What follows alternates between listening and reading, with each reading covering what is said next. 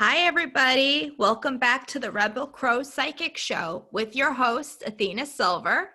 Hi, I'm Anja River. Tonight, we're going to talk about tarot. Yay! You're here with two tarot readers. I'm a professional tarot reader. I have a business called Readings with Athena Silver. I've been in business for about 4 years. I read for people all over the United States and in a few different countries. And tarot has afforded me the ability to help people, make a difference in their lives and help empower them to make change. Tarot is way more than just a couple of cards and a pretty pattern. They come with life-changing healing and closure and the ability to show you right and wrong in the right path that you belong on. It's really, to me, in my opinion, speaking with the divine. I don't know. What do you feel about it, Anja? I'm a reader as well, and I'll give you a little background on my relationship with tarot. Actually, I'm going to say this is a little bit of a personal reveal. I grew up in a very super strict Christian setting. And when I was growing up, this was very taboo. And it ended up, my mom passed away in 2009. And before she passed away, she actually gifted me my first set. And I guess she really came around on it. And well, your mom had a very conflicted type of situation in her life. There was a huge dichotomy there for her. Yeah, well, she had a lot of power in, I'm not going to go too much into it because it might be another episode. There might be some things that relates to other topics. Definitely. But it was really powerful for me to receive this gift, this first tarot deck. And one thing that's really interesting is a lot of people say that you shouldn't read tarot unless you're gifted a deck. And even though that's the case for me, I don't believe that, so if you want to go out and buy a deck and you heard this thing, go out and buy a deck, if you don't have one yet. Although I would say there is real power in owning a deck that was somebody else's. Yes. The energy is so different on the deck. It's a different kind of connection, but I agree with you. If you're learning, go out and buy your own. It's not that big of a deal. Although I will say for heritage witches and heritage readers, getting that family member's deck is like your birthright, and it feels like that, and you want to baby it and love it the way that it deserves, because that's not only your essence energy, that's your family member's essence energy, and when they pass away, that becomes like a lifeline to them.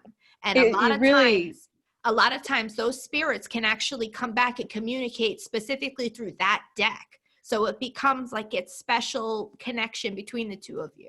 It really is. And I have this one, I know I already went off topic, but I'm just very excited to talk about this today. So I had this one experience where when I was pregnant with my first, before I knew I was pregnant, I kind of had suspicions, and I threw some cards, and this was my mom's deck that I threw. And I kept throwing the same 3 cards in the same positions with the reversals 3 times in a row. No joke, right? There's no mathematical way that could happen.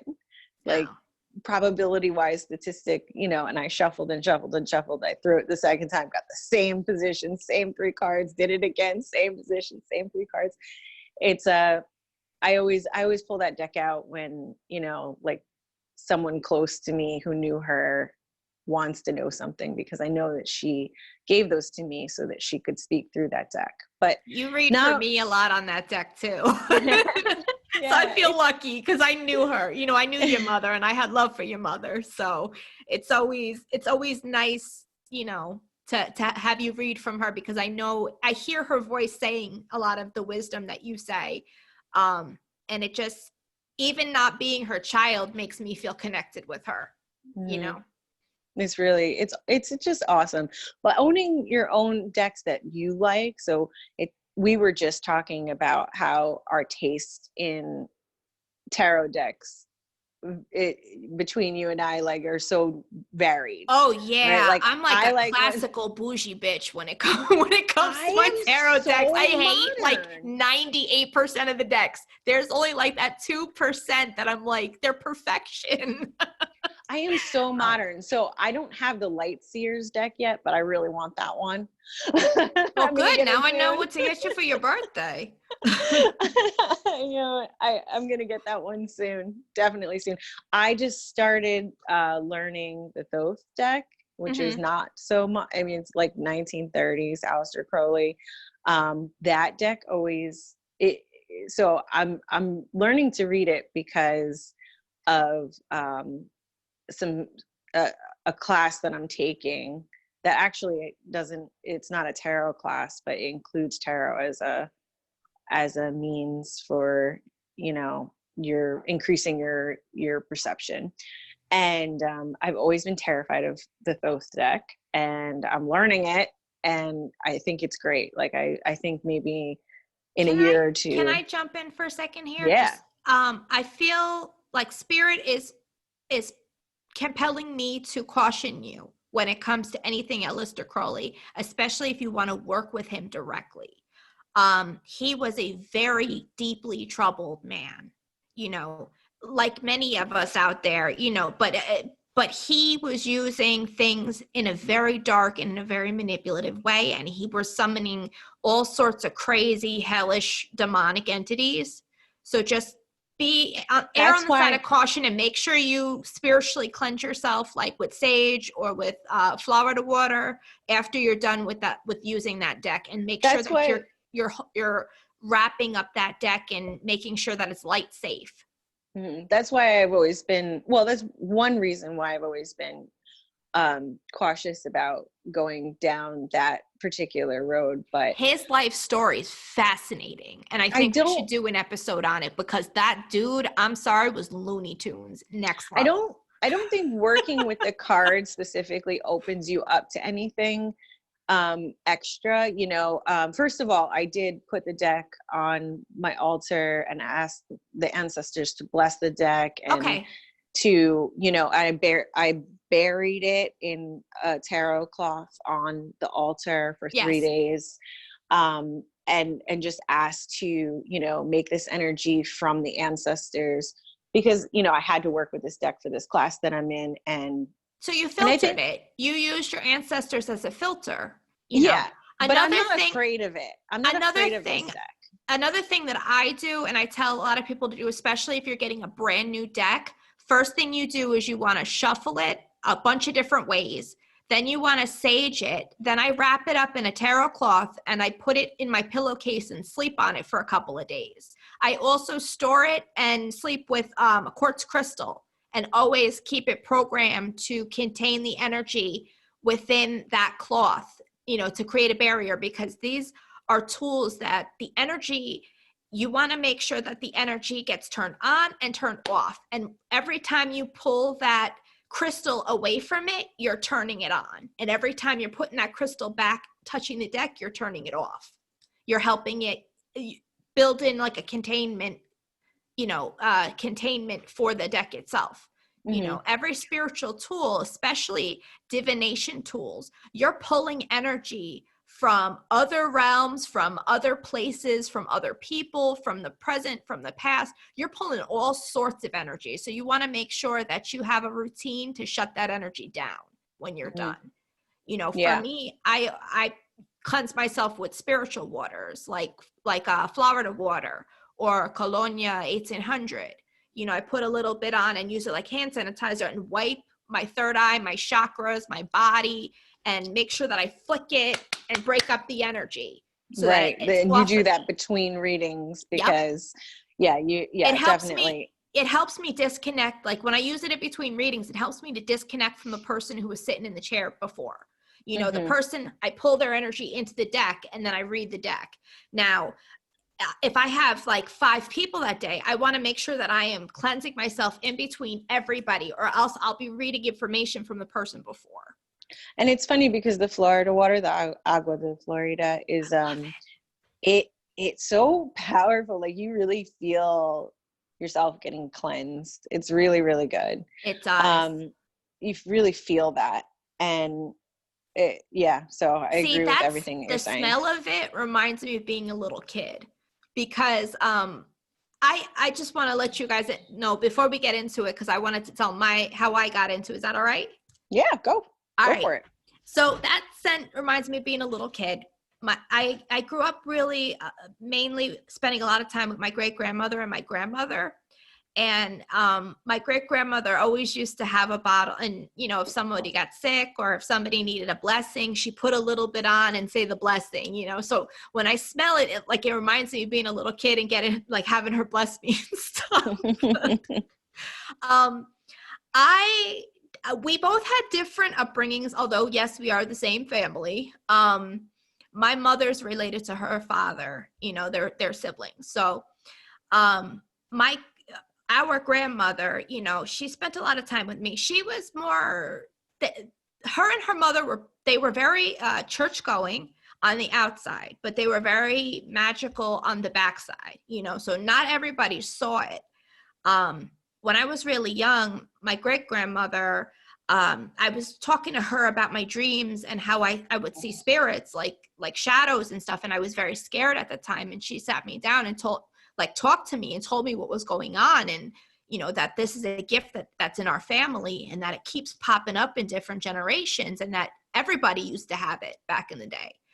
She said there's one person per generation that kind of has, they kind of have they have it a bit stronger than some of the other ones. And she said, it's something that you have to be aware of and you have to work with and you have to study it and gain control over it, or it will control you. So she used to read regular playing cards, like the deck of 52. And that day she sat down and did a reading for me. That was the first time she read for me. And, she told me that this was something that was going to be in my life, like spiritual work, and she kind of left it at that and didn't really say much about it in the days and the weeks after that. And, then there was one day, I saw her doing candle work. She explained a little bit. So it's like you get little pieces here, little pieces there until you kind of see, she would never come out and say she was a witch, but girl was a witch, but back then it had very negative connotations, especially in the Latinx community, especially the community coming to America. There was a lot of racism and racial tension going on at the time. So of course, not everybody is going to be accepting of the new witch that came from DR, Right. But I came to tarot when I was in middle school. A friend of mine, her mom had a tarot deck and she was showing it to me and we were playing around with it. And then all of a sudden I realized I could understand it. They had similar meanings to the playing cards from our great grandmother. And so it's I put two and two together and I just took to it and just got fascinated with it. And, I'm sure some of my high school friends out there will comment, I used to do readings for people back in the day. It's weird because I grew up around it and there was a point in my life where I kind of tried to table it but it wound up coming back anyway, and turning out to be what I'm supposed to do with my life.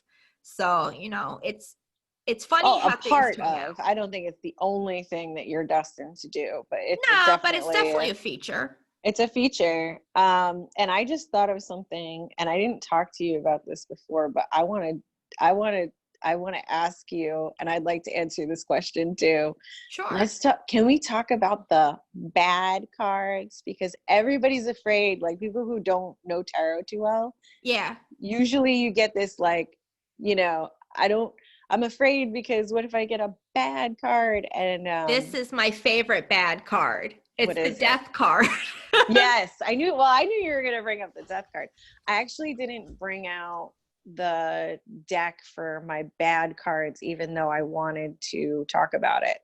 But my favorite bad card is the Tower card. Yeah, I agree with you there. Do you have a Tower card?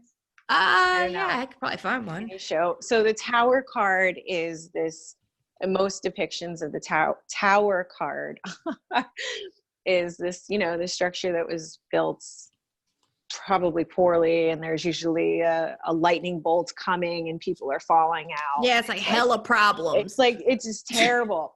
And I used to be very scared of the tower card when the tower card came up. And you know what it is? It's just like, you need to bring, if something is built improperly, it needs to come down anyway. So let's bring it down, you know. And it's like a tower card. It's so hard for me to say tower. This is the tower card here. Yes, it's so hard for me to say those two words. But the tower card is right before the star card, which is the card that I feel like my mom did a star card painting for me. And it's the star card represents Aquarius, and I'm an Aquarius, and it's like this theme of, you know, I've had some really crazy, you know, difficult times in my life, like as a running theme, you know. I know a lot of people do, but the star card coming right after the tower card, and it's just like this hope and peace and you know.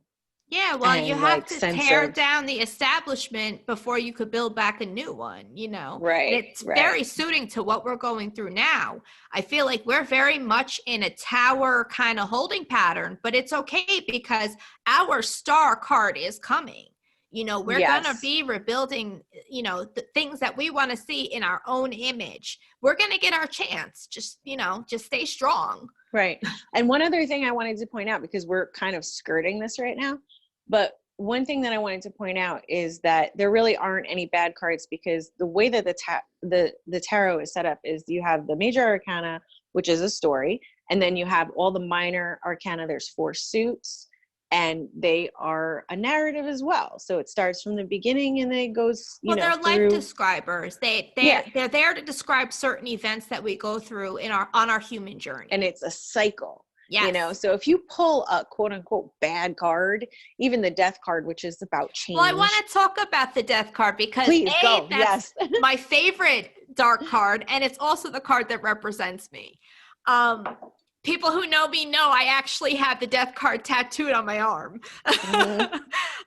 It's about perpetual change. It's about transformation. It's about killing off what doesn't serve you and opening it up for new growth. You know, I feel like what represents me, because I am always constantly in a state of change. Whatever I was today is not what I will be tomorrow. And I feel like it embodies that Capricorn determination that we have, you know, us Capricorns out there, you know. Yeah. It's really about having the freedom to do what you want to do and push through it in a fearless way. You know, it's about just doing it instead of thinking about it or feeling about it. It's doing it, you know. Right. It kind of has a very similar determination factor as the Chariot, you know. It's that I'm going to do it, and God help that you're not in my way, you know. Yeah. Because it's going to get done, you know. There's some interesting things about the Chariot, because usually they have the 2 horses and they're kind of like going like this. Yeah. And you have to be, as the driver of the Chariot, it's like you have to keep your mind, like the horses are like the mind, you know, and you have to keep everything together in order to move forward. I don't know why. I just love that card so much. That's the thing is, those 78 cards are a direct representation of all facets of human life, you know, and it's hard for some people to understand, though.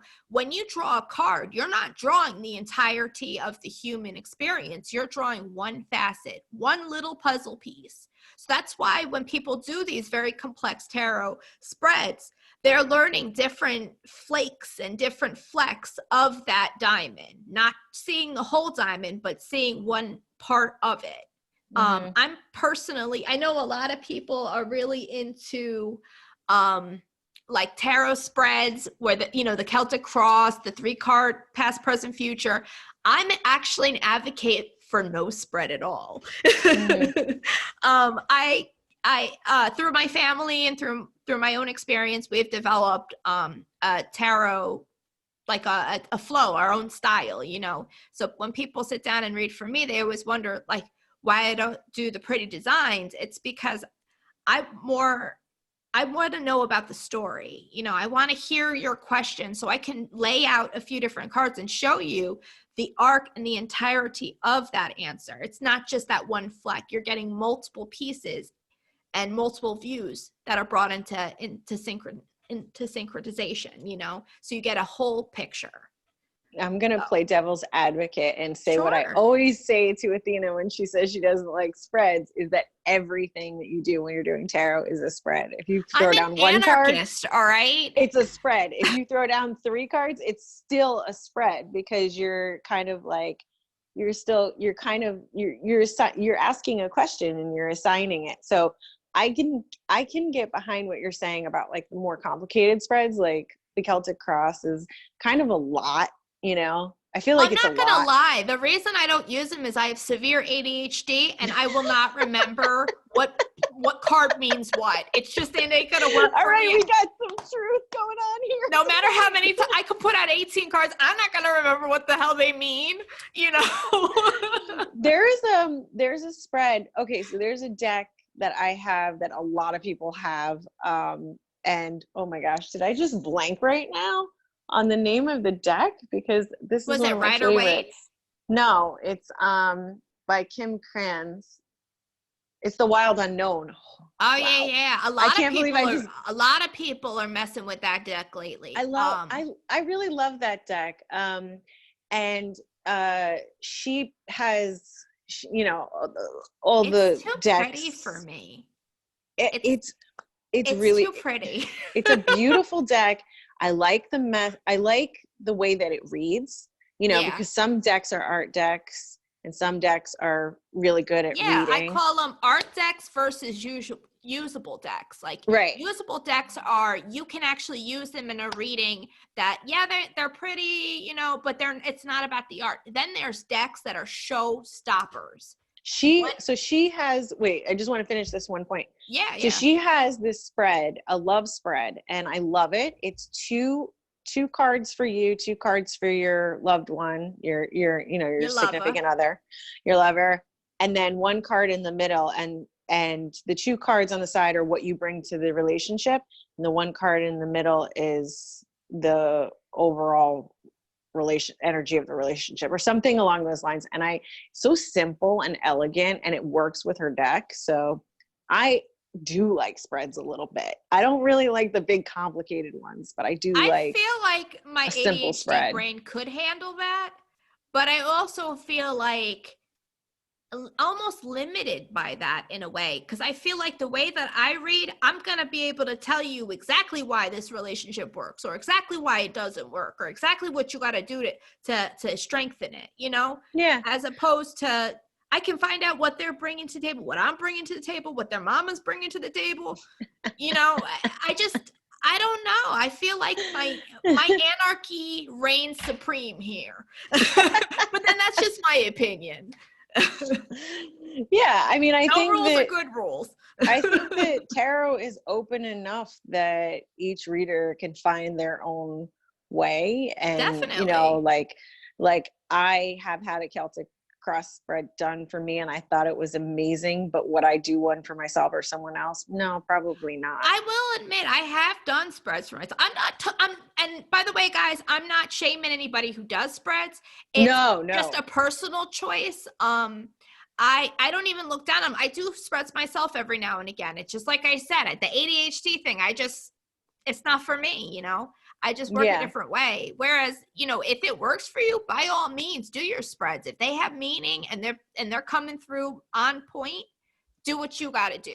But you got to know your path for yourself. Everybody is different when it comes to reading tarot, you know, and I always try to, whenever we go to fairs, psychic fairs, and we're reading for other people, I always try to like get a reading from someone else just to see how they work and what's different. What do they do well, you know? See, I look at tarot as an art form, like a living, breathing art form. And it's like every time I'm doing a reading, I'm trying to cultivate my craft and grow it and making it different and more meaningful this way and that way. And I love to get read just to see people's technique, like you were saying, to see, how they may ask this question that just totally flips, what I thought on, on its butt. Whereas, I may have viewed it this way where they're showing me another. It's just the art of it, watching It's a somebody else lifelong appreciate study. the art, Yeah.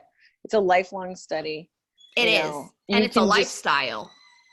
I don't know about I don't know. Hear me out. The reason I call it a lifestyle is because I notice there's certain things, if I'm not eating properly, my readings are not on point. If I'm drinking a lot, or if, I'm smoking a lot, or, if I'm not being healthy, or if I'm stressed out, or there's something going on with me, if I'm not as sharp as I usually am, I'm not as in tune as I usually am. It's very much my connection with the divine. I need to be at my peak by the foods that I eat, the things that I drink, how much water I'm drinking, how much meditation I'm doing, how much prayer, how much, spell work, how much gardening and living in flow with nature. If I'm not at my peak, my readings suffer. That's why I feel like it's a lifestyle. Like, I feel like I have to be on Ferrari shape if I'm going to drive a Ferrari. You know what I mean? Okay. So I don't know. I feel like it's part of the art, and please, if you guys agree with me, comment. I would love to hear what you have to say, and, the different ways that you feel top Ferrari shape with your tarot. I noticed that, I don't like to mix drinking with tarot. No, it's too much of a downer. No, and I don't like when other people drink and try to read tarot. No, it comes out really dark. Mm-hmm. There's like this, and it always winds up landing on what's wrong with you, as opposed to how you can help yourself to overcome it. Oh yeah, well that's a good avenue to go down. How do you use tarot? What's your philosophy behind it? Mine is all about healing and closure. I want to know what I'm doing wrong and the ways I can fix it. A lot of times when I read for myself, it's all about what I can do to be better, to run better, to be more in connection, to heal what's broken and what's not right with me. I feel like it's amazing to bring closure when you're not able to get closure. Like as if for example, somebody passing away, or somebody moving away, or a relationship ending. You're not able to reach out to that person and say, hey, why did it end? Tarot is a good way to bridge that gap, to find your answer, to give you that closure and that peace that you're looking for, even though you're unable to get it in other conventional ways. I think it's a tool for self-reflection, for healing, for empowerment, even a tool for planning your future. It can tell you what you need to know and what you need to look out for. And, if it's a good time to go on that trip, or if it's a good time to start that business or conquer the world.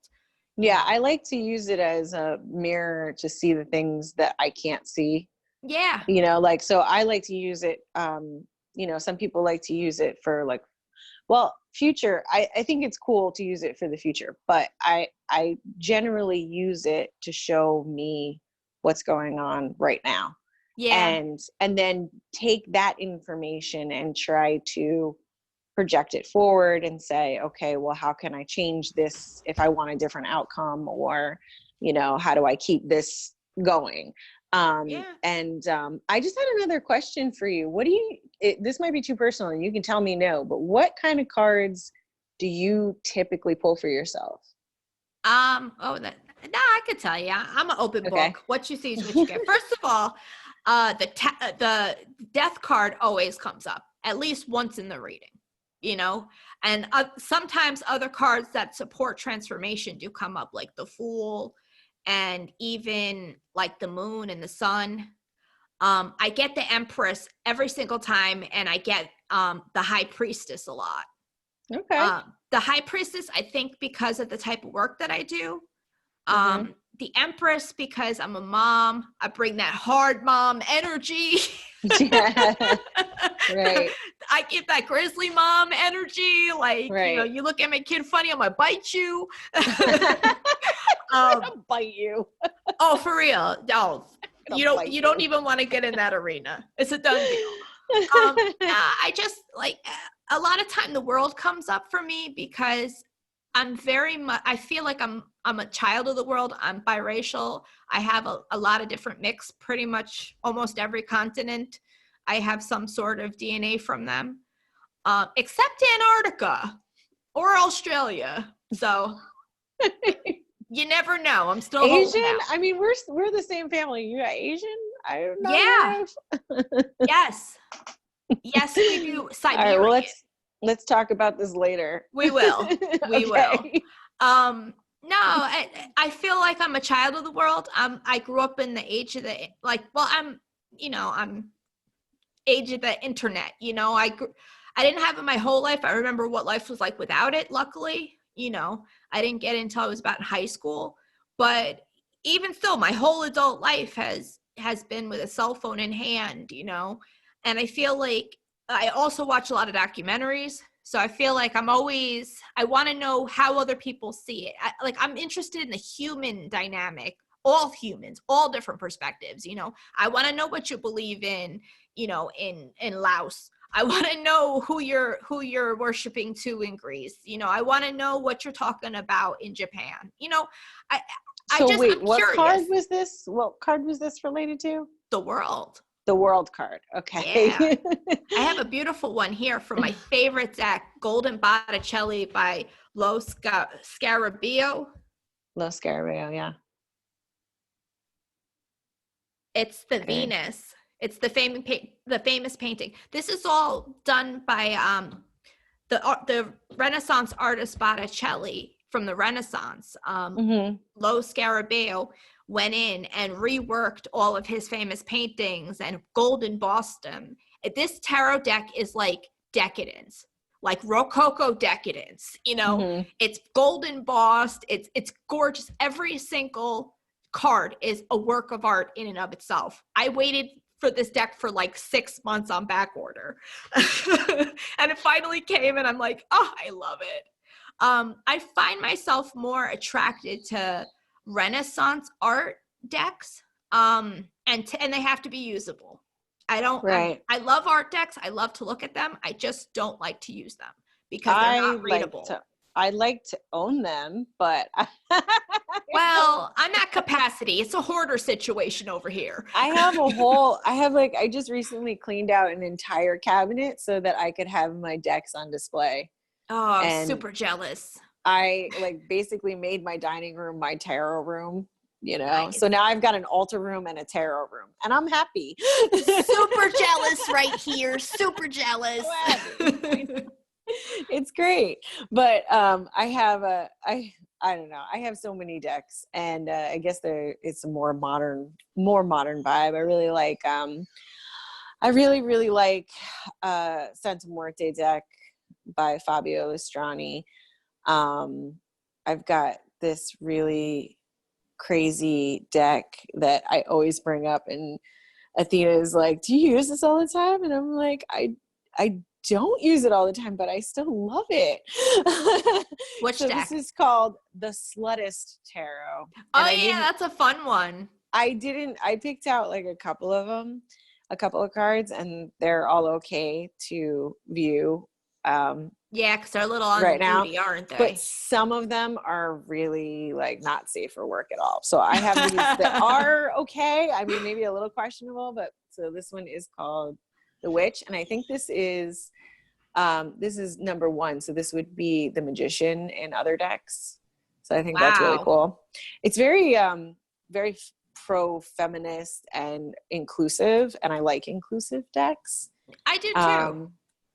This one's cool. So even she's an older, the crone. They have a crone. She's an older lady trying to get it. I get it. And then I just pulled this one out because I was like, Prince of Cups is literally Prince. That is Prince. That's Prince trying to read you poetry. And I think that's super cool. And again, there's a lot of cards in there that are just not safe for work. So I'm not going to show you those. They're super nudie and Yeah. very, very, very provocative. Yes, very provocative. But I saw it one day and I was just like, I have to have that. And I made an announcement on a group, on a Facebook group that I'm on that's about tarot. Yeah. And someone was like, I have this. I don't like it. You can have it. And I'm like, all right, great. That's awesome. Oh, that's 'Cause awesome. I couldn't find it online. So anyway.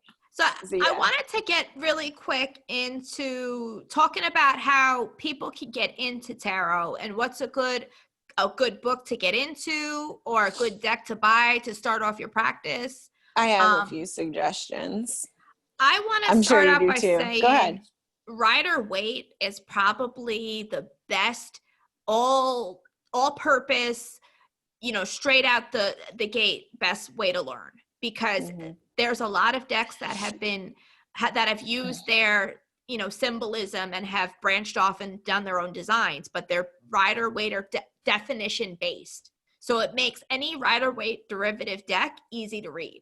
There's different types of tarot decks, so you need to be careful which one you pick, because you only want to buy decks that are based off of that tradition, or else they're going to be very difficult. They're going to be a different meanings, and the cards are going to, they're going to confuse you. So try to stick, once you learn a system, try to stick with that system and any of the derivatives that branch off of that.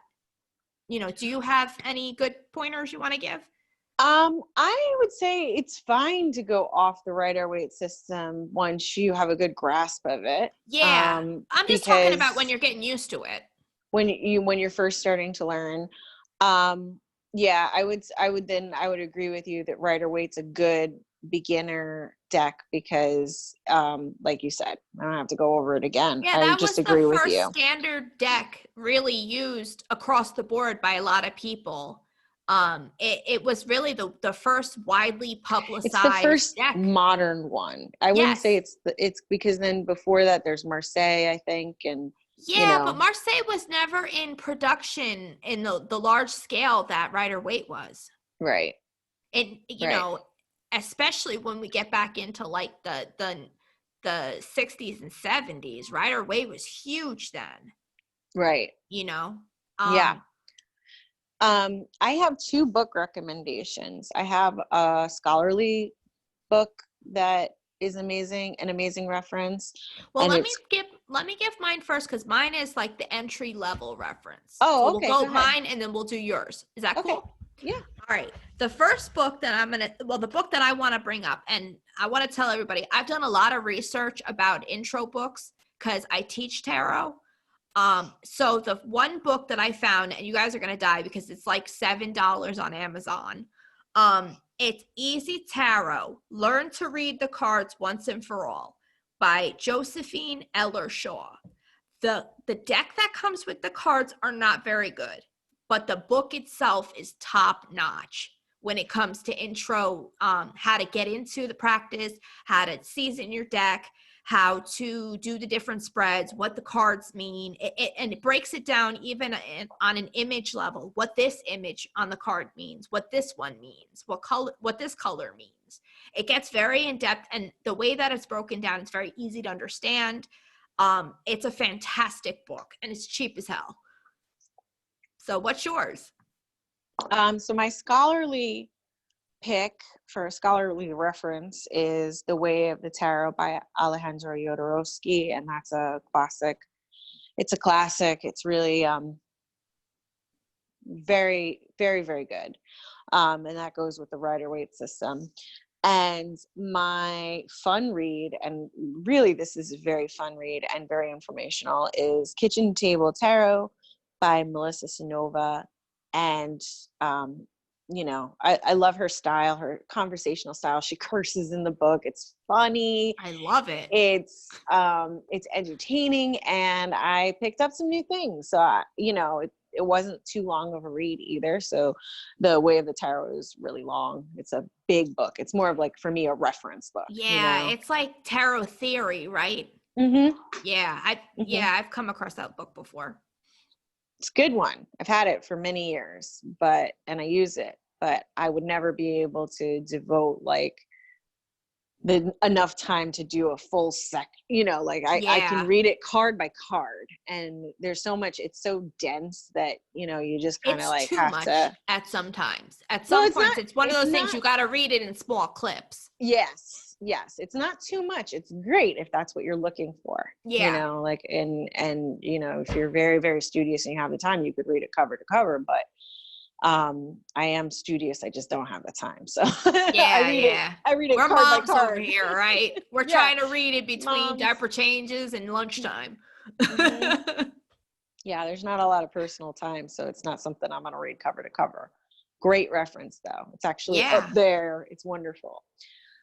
But Kitchen Table Tarot is a nice, fun, informative. By the way, we're not affiliated with any of these tarot books or any of these authors. These are just unbiased, go-to suggestions from your homegirls. This is stuff I like. Yeah. It's just stuff I like. You and I have both been on different tarot journeys. We've found tarot in our lives in different ways. And we've really gone through the trenches when it comes to living a tarot life, even having it gone to be my profession, which I have to say,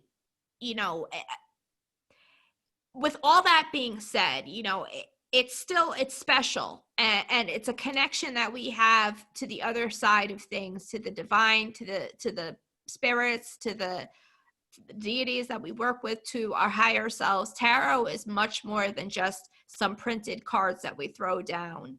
It's a ceremony each and every time you do it. It's a connection. You have to do it with respect. You have to do it with mindfulness. You have to make sure that you're not abusing it, because this is an ancient tool. This is a tool that comes from generations upon generations before you, of readers who were giving life advice to people who needed it.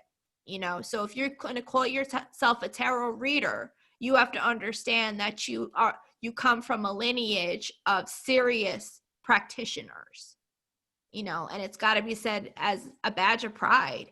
It's fun, but it can be serious too. Mm-hmm. Yeah. So with that being said, I think that's everything. I hope you guys enjoyed it. I did. I know anytime we talk tarot is going to be a good time. And we're going to have many more episodes on different facets of tarot, because it's a deep well of talking points and information. And honestly, we could even do a show on individual cards.